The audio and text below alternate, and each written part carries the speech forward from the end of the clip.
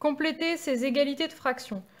Alors, on sait que deux fractions sont égales si on peut passer du numérateur de l'une à celui de l'autre et du dénominateur de l'une à celui de l'autre en multipliant toujours par un même nombre.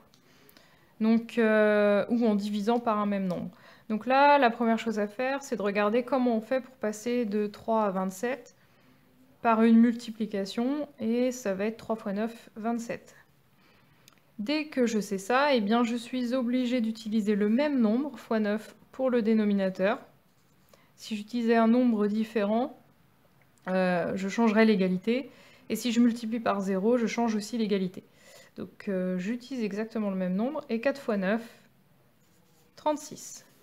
Si bien que 3 quarts, c'est la même valeur que 27 36e. Sur mon deuxième exemple, je dois faire la même chose, hein. Regardez comment je passe d'une fraction à une autre, comment je passe de 40 à 8. Alors 40 est plus grand que 8, ce sera fatalement une division. Si je ne suis pas à l'aise avec les divisions, je peux chercher une multiplication à trous. 8 fois combien? Qui fait 40. Et ça va être 5, donc on va diviser par 5. Je dois donc faire exactement la même chose au numérateur, divisé par 5. 35 divisé par 5. Encore une fois, si je ne suis pas à l'aise avec les divisions, je vais chercher 5 fois combien pour faire 35, et c'est 5 fois 7, donc on a 7 ici.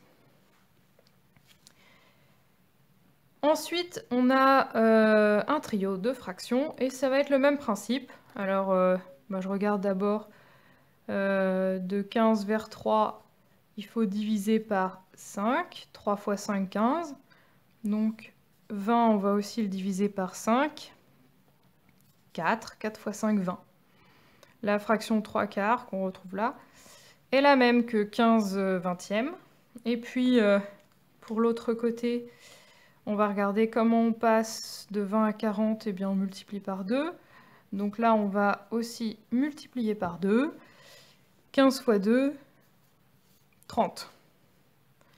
Au passage, on peut remarquer que on peut passer de cette fraction-là à celle-ci en multipliant 3 fois 10 égale 30, 4 fois 10 égale 40.